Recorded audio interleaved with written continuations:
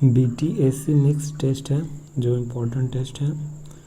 Mix का test है ITI electrician का। कह रहा है कि किस नियम के अनुसार एक बंद विद्युत परिपथ में लगाया गया वोल्टेज ड्रॉप के योग के बराबर होगा। किस नियम के अनुसार एक बंद विद्युत परिपथ में लगाया गया वोल्टेज ड्रॉप के योग के बराबर होता है? तो ये योग के बराबर होता है किरचॉफ के द्वितीय लॉ के बराबर होता है। किस नियम के अनुसार एक बंद विद्युत परिपथ में लगाया गया वोल्टेज ड्रॉप के योग के बराबर रहता है? वोल्टेज रहता है जो वोल्टेज ड्रॉप के योग के बराबर होगा किरचॉफ के द्वितीय लॉ में। कह रहा है विशिष्ट प्रतिरोध का इकाई क्या होता है? तो इसका इकाई होता है ओम मीटर होता है। विशिष्ट प्रतिरोध का इकाई क्या होगा? ओम मीटर। मानक प्रतिरोध बनाने के लिए किस सामग्री का प्रयोग करते हैं? तो मानक प्रतिरोध बनाने के लिए किसका सामग्री का प्रयोग करेंगे? तो मैग्नीन का प्रयोग करते हैं। मानक प्रतिरोध बनाने के लिए किस सामग्री का? तो मैग्नीन का। 4th नंबर कर रहा है यदि किसी चालक का व्यास दुगना कर दिया जाए तो उसका प्रतिरोध पर क्या प्रभाव पड़ेगा? तो चालक का व्यास दुगना कर देंगे तो प्रतिरोध क्या प्रभाव पड़ेगा? तो 1/4 तक कम हो जाएगा। चालक का व्यास दुगना कर दिया जाए तो प्रतिरोध पर क्या प्रभाव पड़ेगा? तो 1/4 कम हो जाएगा। व्हीटस्टोन ब्रिज की संतुलन स्थिति के लिए सूत्र क्या है? तो व्हीटस्टोन ब्रिज के संतुलन के लिए स्थिति क्या होगा? तो ये PQ बटा क्या होता है? PQ बटा SR होगा। PQ बटा S/R होता है व्हीटस्टोन ब्रिज का संतुलन। P/Q बराबर S/R हो जाएगा। ओवर वोल्टेज सुरक्षा के लिए किस प्रकार का प्रतिरोधक का उपयोग किया जाता है? तो ओवर वोल्टेज के लिए किस प्रतिरोध का प्रयोग करेगा? तो बैरिस्टर का प्रयोग किया जाता है। ओवर वोल्टेज सुरक्षा के लिए किसका प्रतिरोध का प्रयोग किया जाता है? तो बैरिस्टर का प्रयोग करता है ओवर वोल्टेज के लिए। धारिता का इकाई क्या होता है? तो धारिता का इकाई क्या होगा? तो फैराड होता है। धारिता का इकाई यानी कैपेसिटेंस का इकाई क्या होगा? तो फैराड। कह संधारित्र में धारिता का मान किस कारक द्वारा निर्धारित होता है? जो कैपेसिटर रहता है कैपेसिटेंस में संधारित्र में धारिता का मान किस कारक द्वारा निर्धारित किया जाता है? तो किसके द्वारा? तो ये प्लेटों के क्षेत्रफल के द्वारा निर्भर करता है। संधारित्र में धारिता का मान किस कारक के द्वारा निर्धारित करता है? तो प्लेटों के क्षेत्रफल पर। ज्योति तीव्रता किसका इकाई? तो ये कैंडेला के इकाई है ज्योति तीव्रता। कौन सा पदार्थ एक अनुचुंबकीय पदार्थ है? तो ये कौन सा पदार्थ होता है जो अनुचुंबकीय? तो एल्युमिनियम होता है जो अनुचुंबकीय पदार्थ होता है। एल्युमिनियम होता है जो अनुचुंबकीय पदार्थ होता है एल्युमिनियम। क्या चुंबकीय फ्लक्स का घनत्व किसमें मापते हैं? तो इसको मापते हैं चुंबकीय फ्लक्स घनत्व का मापते हैं किसमें? तो टेस्ला में। मैग्नेटिक फ्लक्स डेंसिटी टेस्ला नहीं वेबर पर मीटर में रहता है, लेकिन यहाँ पर टेस्ला दिया। चुंबकीय फ्लक्स के किस में मापते हैं? तो घनत्व है तो टेस्ला मापते हैं टेस्ला में। करा कि धारावाही चालक सीधे चालक है। धारावाही सीधे चालक में चुंबकीय क्षेत्र की दिशा ज्ञात करने के लिए किस नियम का प्रयोग किया जाता है? धारावाही सीधे चालक में चुंबकीय क्षेत्र की दिशा ज्ञात करने के लिए किस नियम का प्रयोग करेगा? तो इसका नियम है दाएं हाथ के अंगूठे का नियम है। धारावाही सीधे चालक में चुंबकीय क्षेत्र की दिशा ज्ञात करने के लिए किस नियम का उपयोग करेगा? तो दाएं हाथ के अंगूठे के नियम। धारावाही सीधे चालक में चुंबकीय क्षेत्र की दिशा ज्ञात करने के लिए किस नियम का उपयोग करेगा? तो दाएं हाथ के अंगूठे ने। प्रेरणिक प्रतिघात का सूत्र क्या होता है? प्रेरणिक प्रतिघात का सूत्र क्या होगा? तो इसका x.L 2πIfl होगा। ठीक ना, ये ऑप्शन ए हो जाएगा। शुद्ध प्रतिरोधी AC परिपथ का पावर फैक्टर क्या होगा? तो शुद्ध प्रतिरोधी AC परिपथ का पावर फैक्टर क्या होगा? तो इसका पावर फैक्टर होगा यूनिट। शुद्ध प्रतिरोधी AC परिपथ का पावर फैक्टर होता है यूनिट यानी इकाई होता है। शुद्ध प्रतिरोधी AC परिपथ का पावर फैक्टर इकाई होगा। स्टार कनेक्शन में लाइन वोल्टेज और फेज वोल्टेज के बीच का क्या संबंध होता है? तो स्टार कनेक्शन में लाइन वोल्टेज और फेज वोल्टेज में डिफरेंस क्या होगा? तो इसका डिफरेंस होगा ये वाला। ठीक, ऑप्शन बी इसका राइट हो जाएगा। कह रहा है AC परिपथों में आभासी शक्ति की इकाई क्या होती है? तो AC परिपथ में आभासी शक्ति का इकाई क्या होता है? तो KVA होता है। क्या होगा? केवीए होता है एसी परिपथ में आभासी शक्ति। आरएलसी श्रेणी में परिपथ किस स्थिति के अनुनाद कहा जाता है? आरएलसी श्रेणी परिपथ में किस स्थिति के अनुनाद कहा जाता है? तो इसको एक्सएल बराबर एक्स डैश एक्स सी को कहा जाता है। एक्स माइनस एल बराबर एक्स माइनस सी को क्या कहा जाता है? आरएलसी में श्रेणी परिपथ में अनुनाद कहा जाता है। फॉर्म फैक्टर की गणना करने का सूत्र क्या होता है? तो फॉर्म फैक्टर किसका? फॉर्म फैक्टर का है ना। तो फॉर्म फैक्टर का गणना करने के लिए किसका? तो प्रभावी मान बटे औसत मान, इफेक्टिव वैल्यू बटे एवरेज होता है। पर फॉर्म फैक्टर गणना करने के लिए इफेक्टिव वैल्यू बटा एवरेज वैल्यू होता है फॉर्म फैक्टर के लिए, इफेक्टिव वैल्यू बटा एवरेज बटा। कह रहा है कि लेड एसिड बैटरी में किस इलेक्ट्रोलाइट का उपयोग किया जाता है? लेड बैटरी में तो ये तनु सल्फ्यूरिक एसिड का प्रयोग किया जाता है। लेड एसिड बैटरी में किस इलेक्ट्रोलाइट का प्रयोग किया जाता है? तो तनु सल्फ्यूरिक एसिड का।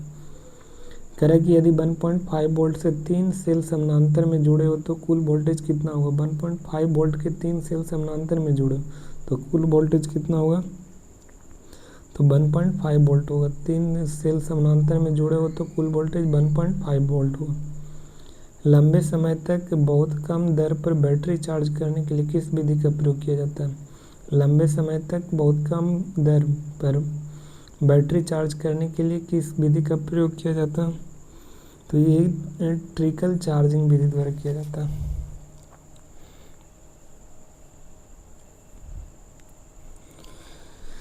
लंबे समय तक बहुत कम दर पर बैटरी चार्ज करने के लिए लंबे समय तक बहुत कम दर पर बैटरी चार्ज करने के लिए ट्रिकल चार्जिंग का प्रयोग किया जाता है। लंबे समय के लिए कम दर के लिए। लेड एसिड बैटरी में सेपरेटर का क्या उद्देश्य होता है? तो इसका उद्देश्य होता है प्लेटों के बीच शॉर्ट सर्किट को बचाना। लेड एसिड बैटरी में सेपरेटर का उद्देश्य क्या होता है? तो प्लेटरों के बीच शॉर्ट सर्किट से बचाना होता है। इलेक्ट्रोलाइट के विशिष्ट घनत्व को मापने के लिए किस उपकरण का प्रयोग किया जाता है? तो इलेक्ट्रोलाइट के विशिष्ट घनत्व मापने के लिए किसका? इलेक्ट्रोलाइट के विशिष्ट घनत्व मापा जाता है किससे? तो ये मापा जाता है हाइड्रोमीटर से। किसके द्वारा? हाइड्रोमीटर के द्वारा इलेक्ट्रोलाइट का विशिष्ट घनत्व मापने के लिए हाइड्रोमीटर का।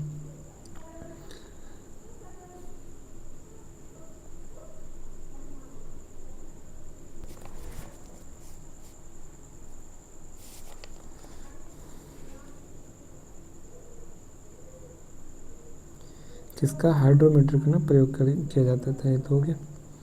लिथियम सेल का आउटपुट वोल्टेज क्या होता है? तो लिथियम सेल का आउटपुट वोल्टेज कितना होता है? 3.6 वोल्ट होता है। लिथियम सेल का आउटपुट वोल्टेज कितना होता है? 3.6 वोल्ट होता है।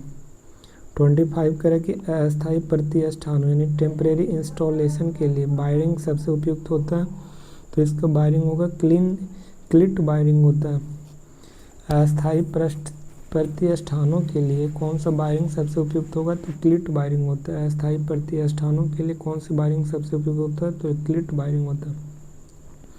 BIS का पूर्ण नाम क्या होता है? तो BIS का पूर्ण रूप होता है bureau of Indian standard. Bureau of Indian standard. Bureau of Indian standard होता है BIS का पूर्ण नाम। कह रहा है कि IE के नियम के अनुसार लाइटिंग सब सर्किट में अधिकतम कितना लोड अनुमत होता है?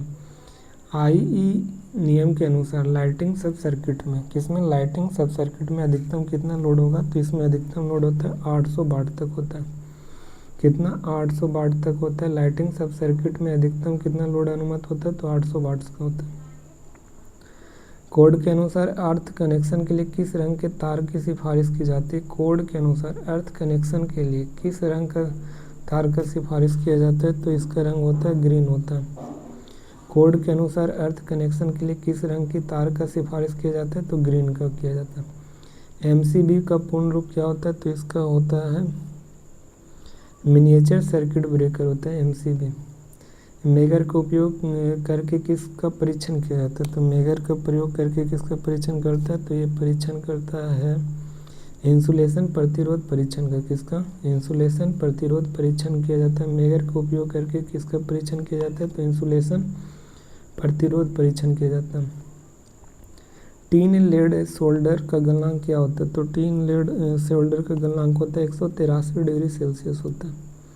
टिन लेड सोल्डर इस जो 60-40 रेशियो में रहता है, उसका टिन लेड सोल्डर का टेम्परेचर गलनांक कितना होता है? तो 183 डिग्री सेल्सियस होता है। 183 डिग्री सेल्सियस होता है टिन लेड सोल्डर का गलनांक 183 डिग्री। कह रहा है केबल पर लक्स को क्रिम्प करने के लिए किस उपकरण का प्रयोग किया जाता है? तो केबल पर लक्स को क्रिम्प करने के लिए किस उपकरण का प्रयोग करेगा? तो ये प्रयोग करता है क्रिम्पिंग टूल का। केबल पर लक्स के क्रिम्प करने के लिए किसका प्रयोग करेगा? तो क्रिम्पिंग टूल का करेगा। कह रहा है ठोस चालकों की तुलना में फंसे हुए चालकों का क्या लाभ होता है? ठोस चालकों की तुलना में फंसे हुए चालकों का क्या लाभ होगा? तो इसका लाभ होगा अधिक लचीलापन होगा। ठोस चालकों की तुलना में फंसे हुए चालकों के क्या लाभ होगा? तो अधिक लचीला होगा। कह रहा है यूजी केबल्स में इंसुलेशन के रूप में किस सामग्री का उपयोग किया जाता है? किसमें? यूजी केबल्स में इंसुलेशन के रूप में किस सामग्री का प्रयोग करेगा? तो किसका करेगा? तो ये इम्प्रेग्नेटेड पेपर का प्रयोग किया जाता है। यूजी केबल्स के इंसुलेशन में किस रूप का प्रयोग करेगा? तो इम्प्रेग्नेटेड पेपर का प्रयोग करता है। यूजी केबल्स में जो इंसुलेशन लगता है, कौन से इंसुलेशन पेपर रहता है? तो इम्प्रेग्नेटेड पेपर का प्रयोग किया जाता है। कह रहा है 35 कह रहा है कि भूमिगत केबल में बेंडिंग का क्या उद्देश्य होता है? तो इसका क्या उद्देश्य होगा? तो ये धात्विक म्यान को क्षरण से बचाता है। भूमिगत केबल में बेंडिंग का क्या उद्देश्य होगा? तो धात्विक म्यान को क्षरण से बचाता है बेंडिंग। कह रहा है रिलैक्टेंस का इकाई क्या होता है? तो रिलैक्टेंस की इकाई क्या होगा? तो इसका इकाई होगा एम्पियर टर्न बटा वेबर होता है। रिलैक्टेंस की इकाई क्या होगा? तो एम्पियर टर्न बटा वेबर होगा। मोटर स्टार्ट एप्लीकेशन के लिए किस प्रकार का संधारित्र उपयोग करेगा? तो इसका मोटर स्टार्ट एप्लीकेशन के लिए किस तरह के संधारित्र का प्रयोग करेगा? तो इलेक्ट्रोलाइटिक संधारित्र का प्रयोग किया जाता है। मोटर स्टार्ट एप्लीकेशन के लिए किस प्रकार का संधारित्र का उपयोग करेगा? तो इलेक्ट्रोलाइटिक संधारित्र इलेक्ट्रोलाइटिक। कह 3 फेज सिस्टम में वोल्टेज के बीच फेज विस्थापन क्या होता है? तो 3 फेज सिस्टम में वोल्टेज के बीच फेज विस्थापन कितना होगा? तो इसका 120 डिग्री होता है। 3 फेज सिस्टम में वोल्टेज के बीच फेज विस्थापन कितना होता है? तो 120 डिग्री सेल्सियस होता है। कह रहा है कि यदि किसी सेल को लंबे समय तक खाली रखा जाए तो उसके आंतरिक प्रतिरोध क्या होगा? यदि किसी सेल को लंबे समय तक खाली रखा जाए तो उसके आंतरिक प्रतिरोध क्या होगा? तो उसका आंतरिक प्रतिरोध क्या हो जाता है? बढ़ जाता है। यदि किसी सेल को लंबे समय तक खाली रखा जाएगा तो उसके आंतरिक प्रतिरोध क्या होगा? तो बढ़ जाता है। अर्थ लीकेज करंट से सुरक्षा के लिए किस उपकरण का उपयोग किया जाता है? तो अर्थ लीकेज करंट से सुरक्षा के लिए किस उपकरण का प्रयोग करेगा? तो उसका उपकरण का नाम ELCB या RCB है। अर्थ लीकेज करंट की सुरक्षा किया जाता है ELCB या RCCB के द्वारा किया जाता है। कह रहा है कि आर्मेचर बाइंडिंग जैसे बहुत कम प्रतिरोधों को मापने के लिए किस उपकरण का प्रयोग किया जाता है? तो आर्मेचर बाइंडिंग जैसे बहुत कम प्रतिरोधों के मानों को मापने के लिए किस उपकरण का प्रयोग करेगा? तो इसका उपकरण का नाम क्या है? तो केल्विन ब्रिज होता है। जो आर्मेचर बाइंडिंग जैसे बहुत कम प्रतिरोधों के मापने के लिए प्रयोग किया जाता है केल्विन ब्रिज का। चालकत्व की इकाई क्या होता है? तो चालकत्व की इकाई होगा महो होता है, चालकत्व की इकाई होता है। कह रहा है 43 नंबर का कौन सा नियम कहता है कि प्रेरित EMF चुंबकीय फ्लक्स के परिवर्तन के दर के समानुपाती होता है? प्रेरित EMF चुंबकीय फ्लक्स के परिवर्तन के दर के समानुपाती होता है क्या? तो फैराडे का द्वितीय नियम होता है। कौन सा नियम कहता है कि प्रेरित EMF चुंबकीय फ्लक्स के परिवर्तन के दर समानुपाती होता है? फैराडे के द्वितीय नियम होते हैं। प्रेरित EMF चुंबकीय फ्लक्स के परिवर्तन दर के समानुपाती होता है फैराडे का द्वितीय नियम। क्या DC परिपथ में शक्ति का सूत्र क्या होगा? तो इसका शक्ति का सूत्र होता है DC के क्षेत्र में तो V बटा R, P बराबर क्या होता है? V बटा I और P बराबर I स्क्वायर बटा R हो जाएगा और P बराबर क्या होता है? V स्क्वायर बटा R हो जाएगा। तो ऑल ऑफ दी P बराबर क्या होता है DC में? DC परिपथ में P बराबर VI, P बराबर I स्क्वायर R और P बराबर V स्क्वायर बटा R होगा।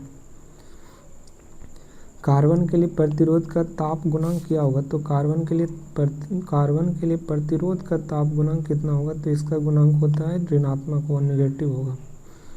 कार्बन के लिए प्रतिरोध का तापमान गुणांक 46 कह रहा है कि ट्रांसफार्मर में कोर के रूप में किस प्रकार की सामग्री का उपयोग किया जाता है? ट्रांसफार्मर में तो ये प्रयोग किया जाता है सिलिकॉन स्टील का। ट्रांसफार्मर में कोर के रूप में किस सामग्री का, तो सिलिकॉन स्टील का प्रयोग किया जाता है कोर के लिए ट्रांसफार्मर में, सिलिकॉन का। मैग्नेटिक फोर्स की इकाई क्या होगा, तो इसका मैग्नेटिक फोर्स क्या है, एम्पियर टर्न होता है। मैग्नेटिक फोर्स की इकाई एम्पियर टर्न होता है। डीसी मोटर के घूमने की दिशा किस नियम से निर्धारित किया जाता है, तो इसका नियम क्या होता है, डीसी मोटर के घूमने की दिशा क्या होगा, तो ये होता है फ्लेमिंग के बाएं हाथ का नियम होता है। डीसी मोटर के घूमने की दिशा क्या होगा, तो डीसी मोटर के घूमने की दिशा किस नियम पर निर्धारित करेगा, तो ये होगा किस पर, तो फ्लेमिंग के बाएं हाथ के नियम पर।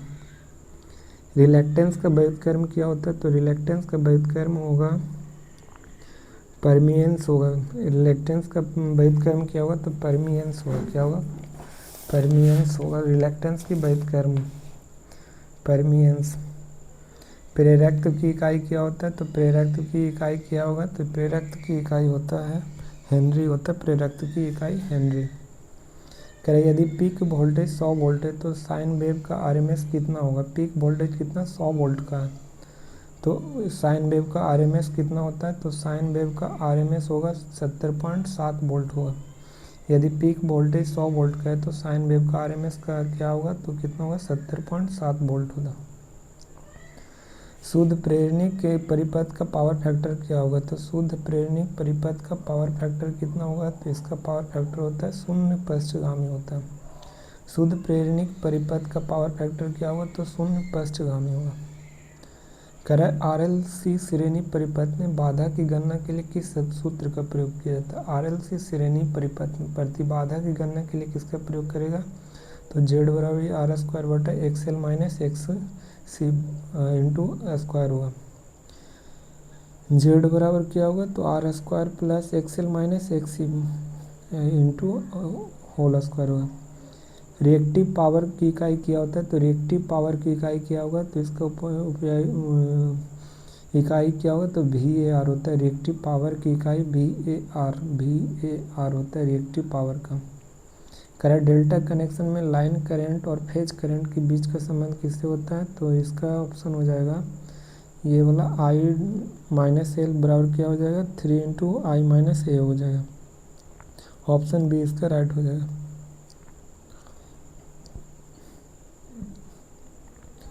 भारत में एसी की सप्लाई आवृत्ति क्या होती है, तो इसका एसी का सप्लाई 50 हर्ट्ज होता है भारत में एसी की सप्लाई, और घर में भी 50 हर्ट्ज का वोल्टेज देता है। करें कि औद्योगिक संयंत्र में पावर फैक्टर सुधारने के लिए किस उपकरण का उपयोग किया जाता है, तो औद्योगिक संयंत्र में पावर फैक्टर को सुधारने के लिए किस उपकरण का प्रयोग करेगा, तो ये कैपेसिटर बैंक का प्रयोग किया जाता है। पावर फैक्टर सुधारने के लिए औद्योगिक संयंत्र में किस उपकरण का प्रयोग किया जाता है, कैपेसिटर बैंक का प्रयोग किया जाता है। शुद्ध कैपेसिटिव परिपथ में करंट और वोल्टेज के बीच फेज कोण का अंतर क्या होता है। शुद्ध कैपेसिटिव परिपथ में करंट और वोल्टेज के बीच फेज कोण का अंतर कितना होता है, तो किसका करंट और वोल्टेज के बीच फेज का कोण का अंतर कितना होगा, तो इसका 90 डिग्री होता है। शुद्ध कैपेसिटर में करंट और वोल्टेज के बीच फेज का कोण का अंतर क्या होता है, तो 90 डिग्री होता है 58 का। करें लेड एसिड बैटरी के चार्जिंग के दौरान कौन सी गैस निकलती है, तो इसका निकलेगा हाइड्रोजन गैस निकलता है। लेड एसिड बैटरी की चार्जिंग के दौरान कौन सी गैस निकलती है, तो हाइड्रोजन गैस निकलती है। लेड एसिड बैटरी में चार्जिंग के दौरान कौन सी गैस निकलेगी, तो ये हाइड्रोजन गैस निकलेगा। बैटरी की क्षमता किस में मापी जाती है, तो बैटरी की क्षमता मापी जाती है किस में, तो एम्पियर घंटा में। किस में, एम्पियर घंटे में बैटरी की क्षमता मापी जाती है। प्राइमरी सेल में लोकल एक्शन का क्या प्रभाव होता है, प्राइमरी सेल में लोकल एक्शन का प्रयोग क्या होता है, तो इसका होगा पर उपयोग में ना होने पर जिंक का भी खपत होता है। प्राइमरी सेल में लोकल एक्शन का क्या प्रभाव होता है, तो उपयोग में ना होने पर भी जिंक का खपत करता है प्राइमरी सेल में। एक लेड एसिड सेल का फुल चार्ज वोल्टेज कितना होता है, तो एक लेड एसिड सेल का फुल चार्ज वोल्टेज कितना होगा, तो इसका फुल चार्ज वोल्टेज 2.1 वोल्ट होता है।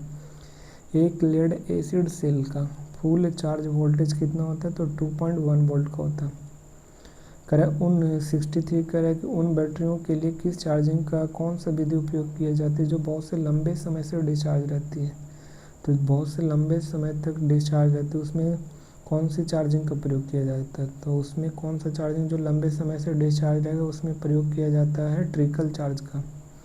जो बैटरी लंबे टाइम से डिस्चार्ज रहती है उसे चार्ज करने के लिए ट्रिकल चार्ज का प्रयोग किया जाता है। 64 का है कि बैटरी में डिस्टिल वाटर आसुत जल डालने का उद्देश्य क्या होता है? तो इसका मुख्य उद्देश्य होता है इलेक्ट्रोलाइट स्तर बनाए रखने के लिए।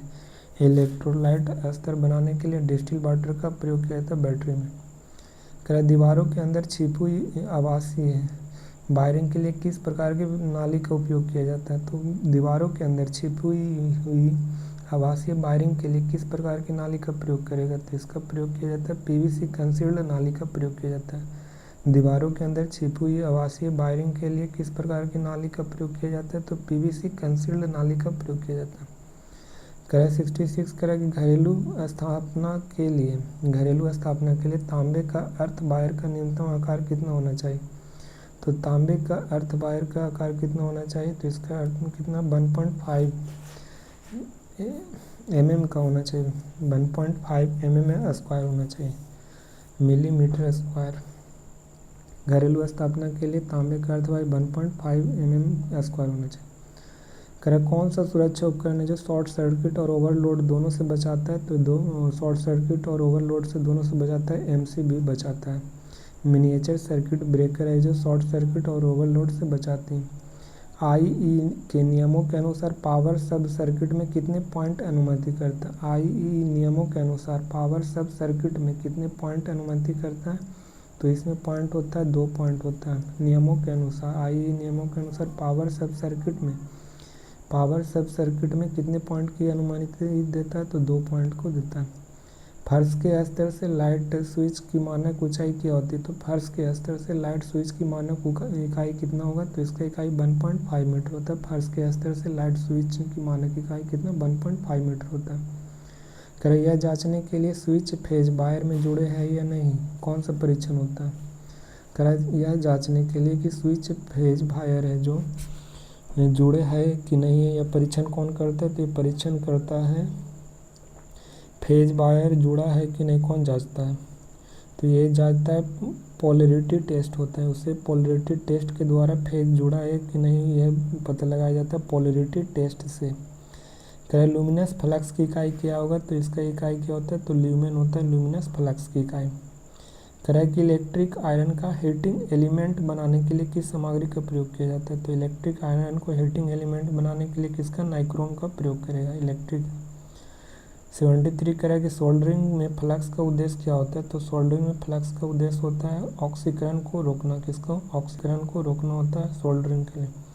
ओवरहेड लाइन की चालक की लंबाई बढ़ाने के लिए किस प्रकार का जोड़ का उपयोग किया जाता है? तो ओवरहेड लाइन चालक की लंबाई बढ़ाने के लिए किस प्रकार के जोड़ का उपयोग किया जाता है? तो इसमें जोड़ का उपयोग करेगा ब्रिटानिया स्ट्रेट जॉइंट का प्रयोग किया जाता है। ओवरहेड लाइन चालक के लिए लंबाई बढ़ाने के लिए किस प्रकार का जोड़ का उपयोग किया जाता है ओवरहेड लाइन के चालक बढ़ाने के लिए? तो ब्रिटानिया स्ट्रेट जॉइंट का प्रयोग किया जाता है, ब्रिटानिया का। XLPE केवल पूर्ण रूप क्या होता है? तो XLPE की पूर्ण रूप क्या होगा? तो इसका पूर्ण रूप होता है क्रॉस लिंक्ड पॉलीइथिलीन का प्रयोग किया जाता है। XLPE क्रॉस लिंक्ड पॉलीइथिलीन का प्रयोग किया जाता है। XLPE केवल में पूर्ण रूप होता है क्रॉस लिंक्ड पॉलीइथिलीन। भूमिगत केबल में कौन सा भाग इंसुलेशन को नमी से बचाता है? इंसुलेशन को नमी से कौन अर्थ में बचाता है? तो ये बचाएगा धात्विक मेटालिक से धात्विक म्यान। इस मेटालिक शीट क्या बचाता है? धात्विक म्यान जो भूमिगत केबल का इंसुलेशन की कमी से बचाता है। कौन? तो धात्विक म्यान। कह रहा है कि शुद्ध साइन वेव के लिए पीक फैक्टर का मान क्या होता है? तो शुद्ध साइन वेव के लिए पीक फैक्टर का मान कितना होता है? तो 1.414 होता है। कितना? 1.414 होगा। किसी परिपथ में सभी घटकों में करंट स्थिर रहता है। तो परिपथ में सभी घटकों में क्या रहता है? करंट स्थिर रहता है। कब? तो करंट स्थिर रहता है कब? तो इसका होगा ओपन सर्किट खुला परिपथ में होता है। किसमें? खुला परिपथ में ओपन सर्किट। किसी परिपथ में सभी घटकों में करंट स्थिर रहता है तो ओपन सर्किट में। किसमें? ओपन सर्किट में सभी घटकों में करंट कोई क्या रहता है? तो कांस्टेंट रहता है ओपन सर्किट में।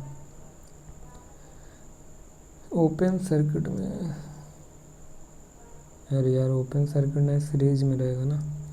यहाँ ये आंसर दे रहा है सीरीज में। सभी घटकों में उपस्थित रहता है करंट किसमें, सभी घटकों में करंट स्थिर रहता है किसमें, सीरीज सर्किट में होता है। श्रेणी परिपथ में क्या रहता है, तो कांस्टेंट रहता है सभी घटकों में सीरीज में। किस सामग्री की पारगम्यता बहुत अधिक होती है, तो किसका पारगम्यता, तो लौह चुंबकीय के। परमेबिलिटी क्या रहता है, सबसे अधिक रहता है लौह चुंबकीय का। लेड एसिड बैटरी में सल्फेनेशन का मुख्य कारण क्या होगा, तो इसका सल्फेनेशन बैटरी के लंबे समय तक डिस्चार्ज रखना। सल्फेशन का मुख्य कार्य क्या होता है लेड एसिड बैटरी में, तो बैटरी को लंबे समय तक डिस्चार्ज रखना। तो इस मिक्स टेस्ट खत्म होता है यहीं पे, ठीक है।